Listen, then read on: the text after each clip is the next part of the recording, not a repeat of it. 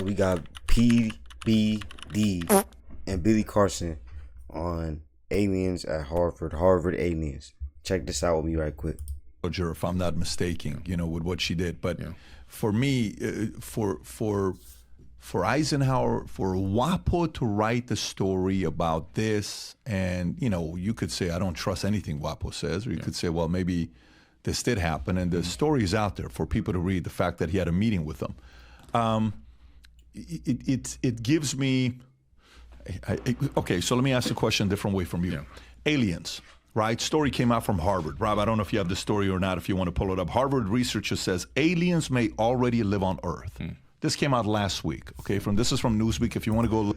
And we all knew this already. We're not dumb. We knew this already. I'm not trying to sound like one of those woke people, but come on now, man. The lore. Zoom in a little bit, Rob. A study by Harvard social science researchers suggests that aliens may have been living on Earth for a while. The research paper, which is yet to be peer-reviewed, suggests that life forms from other worlds could be living underground on Earth or within the moon, and the UFOs and other unidentified anomalous phenomena may be evidence of them getting around. If you can go a little lower. The study suggests an unconventional explanation of UAP, with the authors of the paper hailing from Harvard University Human Flourishing Program. While researchers the factors that contribute to human well-being and flourishing, the paper has been taken out from ResearchGate since Newsweek published this article, but is still accessible using Internet Archive. That's kind of strange to take it down. What do you think about this? It's pretty interesting. I had Avi Loeb, the head of astrophysics at Harvard, on my podcast. We had him as well, Yeah, so smart guy. Smart, very intelligent guy. Incredible, man. And, obviously, he had a lot to say about Oumuamua being potentially an alien craft that would utilize the sun for gravitational assist, maybe even to get to deep space. And so I think there's a lot to it. I always go back to the ancient texts. When you go back to the Sumerian tablets, again, they talk about these beings talk about going to the moon. So they talk about the fact that they were going to go to the moon, and Enlil takes his son to the moon, and his son goes, "We must grab the eagle's masks." And you see Billy come with the fucking facts. He pulled up the facts. So when people be trying to fucking argue and debate with this man, look at the facts he pulled up. This video is not new or nothing. It's like a month or two old, or couple months old or something. And because the atmosphere is fair, so they're saying that there's something wrong with the atmosphere, which we know the moon has a very, very thin atmosphere. It doesn't have no atmosphere; it's extremely thin. So they put on their eagle's masks and they get into their skyship and forebode. So they left and went to the moon. Now, if you take the black box audio, which is available from the Freedom of Information Act to the general public now from Apollo 11, you can actually hear Neil Armstrong say something very interesting as they're going over the moon surface in the limb.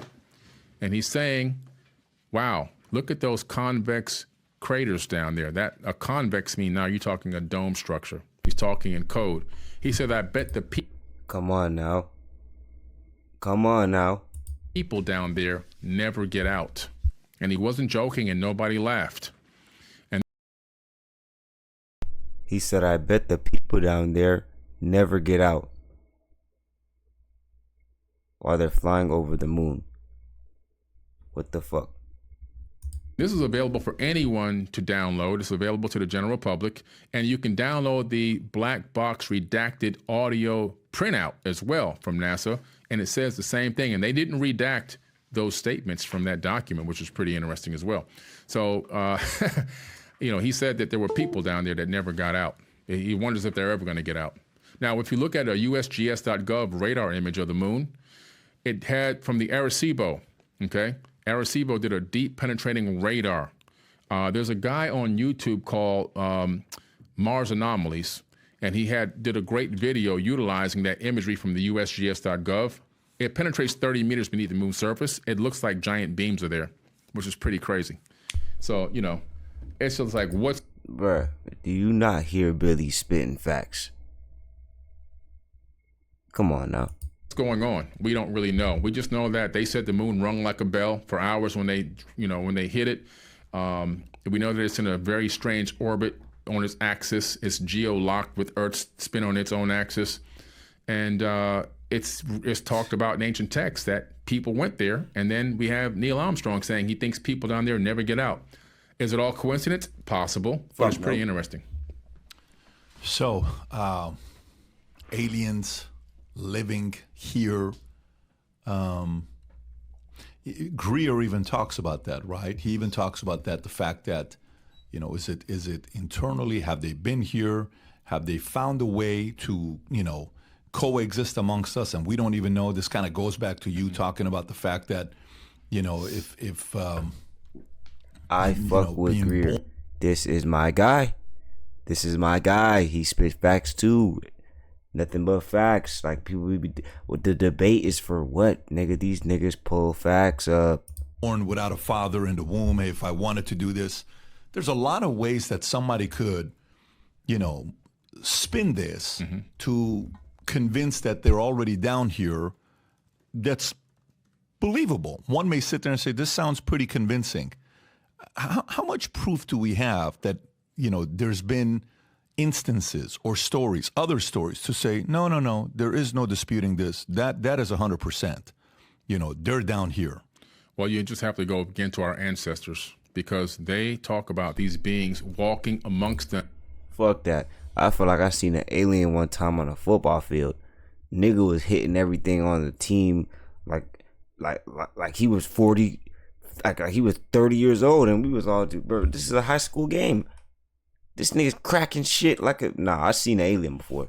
Had to be. Living amongst them. They drew pictures of them on petroglyphs, in caves, in tablets, and texts, and cylinder scrolls, and papyruses, and in scriptures. So we know the descriptions. We know what they look like. We have statues all over the world. We understand that people were here that were humanoid, but not exactly human, that engaged mankind, which they shouldn't have, because according to these same people in the text, they say, the creator of all will punish us for what we did here. So they even knew that they were wrong, and there was somebody even higher than them. Why would somebody say something like that? I mean, to write cuneiform is a very strenuous process, to take a wooden stick and turn it into a stylus and then make a wedge in wet clay and sit there and make all these crazy lines for thousands of hours, potentially, to come up with these sci-fi stories when it's time to go out there and hunt and gather. I don't think so. I think these people wrote down exactly what they saw and what they knew. And I fucking agree. I motherfucking agree.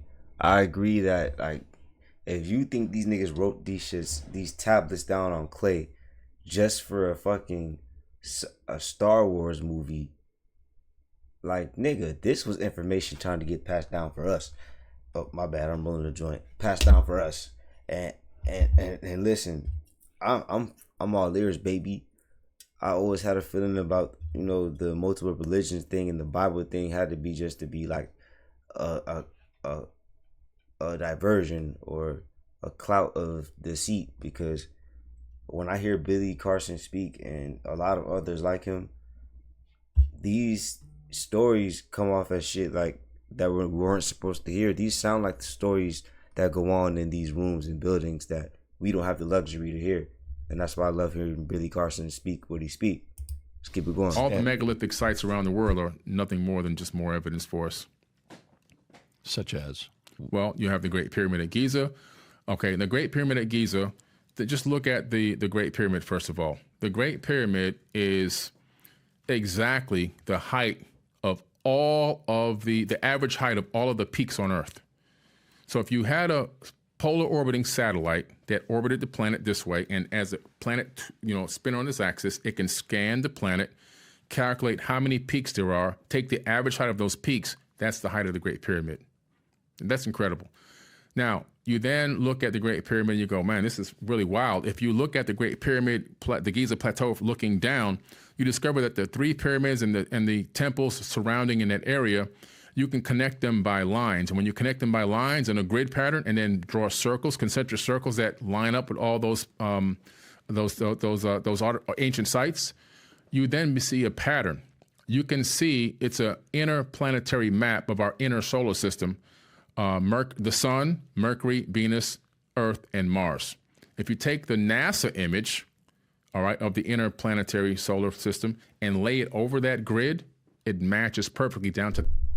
This where he completely fucked my head up. I'm telling you, listen.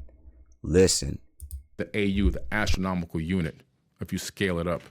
Now that's wild. How can that possibly even happen? The latitude of the Grand Gallery inside the Great Pyramid are the exact same digits of the speed of light in meters per second. Then go across the world to Mesoamerica, which is now Mexico, to Teotihuacan. That complex is built with the same exact alignment with the Orion system as the Great Pyramid and the other two pyramids in Giza, but also the Pyramid of the Sun is exactly 50% the height of the Great Pyramid and identical to the same size as the base. Same architect, same blueprint, different location. Why do you think that? Is that not mind-blowing? Are you not entertained? Did you not see the fucking facts that go with it? Damn, let's keep it going. It is. Well, both the Atlantean, he calls himself the Atlantean priest king. He calls himself the son of Atlantis. See, these Anunnaki people, they were the ones who built the Atlantean civilization. He started having problems with his brother Marduk. Marduk is in the Torah. He's in the Bible. He's in ancient Sumerian cuneiform tablets. He's also known to the Egyptians as Amun-Ra. Okay, and they started having a Cook, Billy. Fucking cook. Battle because Amun-Ra, aka Marduk, wanted to take over kingship early, ahead of his processional period, and it was a big battle going on. He started two wars. He started a pyramid war to take over early, and he started a pyramid war to keep his reign even going longer. But their father, Ea Enki, said, "Listen, though, go to the other side. Go over there to Mesoamerica. Let me deal with him. Go start a civilization over there." So he left, and he took Olmecs with him from Africa, and he started the Teotihuacan civilization. He built that long before the Mayans. The Mayans inherited what was already there, and you can learn that from homegrown archaeologists in Mexico. They will tell you that the Mayans built absolutely nothing. The Aztecs came hundreds of years later when a volcano erupted in their valley, destroyed their community. They stumbled across Teotihuacan as well, and they also inherited the pyramids going all the way down into the Yucatan Peninsula. And so this was built by a previous culture, and the Mayans are the ones who named them Teotihuacans. Now, what does Teotihuacan mean? The city of Tehuti. Who is Tehuti? Thoth is known as Tehuti in other parts of Africa. So everything right here can be looked up if I'm not mistaken. So I don't want to keep stopping it, but like right here, you can actually look this part up. If I'm not mistaken, I think like you can. Africa, it's the same architect, the same man.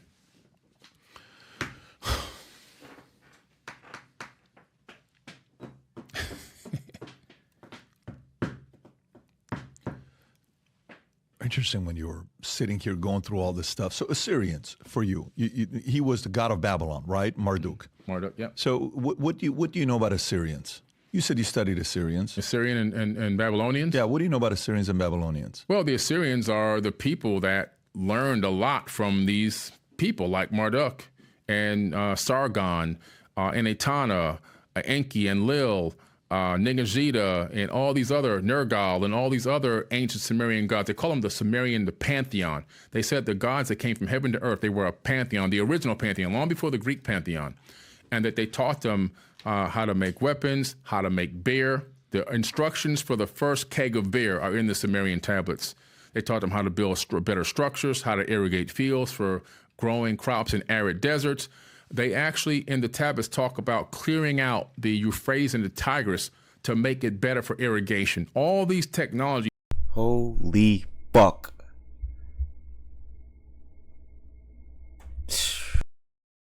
They even have a Sumerian tablet giving to the Assyrians, showing them how to take the plow and how to utilize the plow. All this is handed down knowledge from other people. You saying from Babylonians? Babylonians and Assyrians got knowledge from these people. The Dogon tribe called them the Nomo.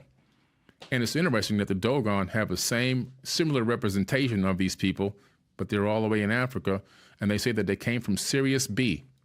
Now we know that there's a trinary star system called Sirius A, B, and C. Sirius B is a failed star. It ran out of fuel. It turned into a white dwarf, just like our sun will in 5 billion years, right? We have a middle-aged sun. Now, we can't see Sirius B with the naked eye, but they knew it was there. Not only did they know it was there, but they also knew the orbital period. They knew the trinary orbiting, how those stars orbited each other. And for thousands of years, they handed down this knowledge. They even knew from the NOMO the sizes, the shapes, and even the colors of the planets inside of our own solar system long before any astronomers ever figured it out. And that's why the Dogon tribe is a huge anomaly. They used to rule over the land of Kemet before it was called Egypt, and they were overthrown, and they ended up moving out to Mali, Africa, where they still hold the same traditions till this very day. No police, no military, no prisons, just knowledge. Like, bro, come on. Come on. I'm rolling this blunt right now. I'm smoking this joint. I know I'm probably high and all, but bruh, he's kicking facts right now, bruh. Just knowledge. Okay. When we sit here and we, the average person's listening to, it's like, okay, we've gone to 50 different places together, right? We've talked about a little bit of faith, Jesus, Old Testament, not a lot of New Testament. You talked a lot about Old Testament, the devil, Satan, a little bit of politics, Trump, Invasion and Secrecy Act, Assyrians, Babylonians. We've gone all over the place, right, with topics that we've had. If you have all this information yourself in your head, I think you tweeted one time saying, I've had the honor of raising 6 children, right? I think you said that. Yeah. 6 kids, right? I'm assuming your kids. Yes. Okay. Yeah. So does any of this information you have in your mind, does it create anxiety or a peace of mind for you?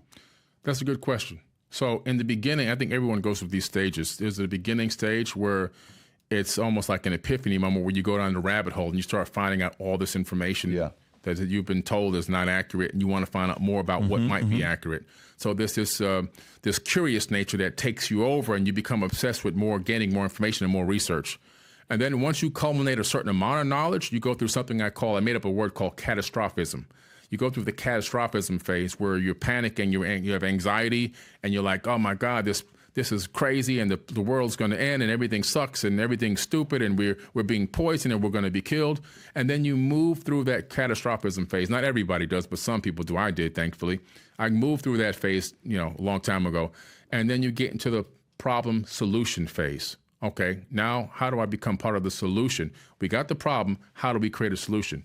Well, for me, the main reason why I've dabbled into so much of an array of information and knowledge across spanning all different areas of genres is because I understand that without knowledge, or specifically without knowledge of the past, the proper knowledge of the past, we can't have the right future. We cannot create a future on this planet that doesn't go back into this same cycle of rise and fall of civilization unless we truly understand and know exactly what happened to us. If you take a kid and that kid goes out and it doesn't have the ability to detect electric shock. It doesn't know that if it sticks its finger inside the electric socket, it's going to kill itself. So it does it over and over and over again until it electrifies itself and dies. We're that baby. So we're living in this cycle. It's called the Kali Yuga, right? It's this cycle of rise and fall of civilizations. It's called the Great Year in ancient texts. And we are now in what they call the Silver Age, the bottom left of the circle headed back towards another golden age. And we can achieve this golden age. This nigga is fucking cooking. We're going to close it off in a couple seconds. Let's get this last couple seconds in right here. We can get there in a few thousand years.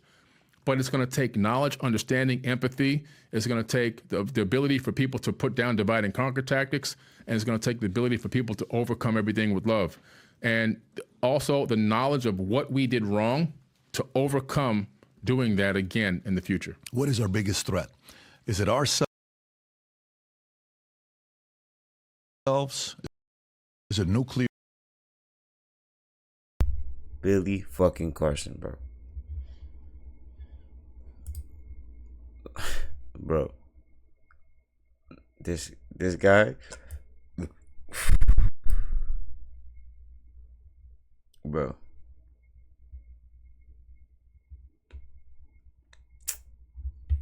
All I can say is this. If you don't believe him, you don't believe him. Nobody's forcing anybody to be a Billy Carson believer. That's not my objective, my goal. My goal here is to let you know, think bigger, think more, Don't limit your brain. Don't limit your thoughts. Take a little bit from this video. This is from PBD's podcast. It's Billy Carson. We're gonna watch more different parts from it. Each part, we're watching part by part. You can go watch it on your own if you want to, but yeah, take this shit and really soak it in, bro. Cause it's no way he on no bullshit. I'm gonna tell you that. Tell you that. I made 2 videos tonight. I'm gonna call it Billy fucking Carson, bro. I'm gonna smoke this fucking wax blunt and joint split, whatever the fuck you call it, doink, whatever. I'm about to smoke this shit and go to sleep. Billy Carson's fucked my head up again. Rewatching it never gets old. Billy Carson.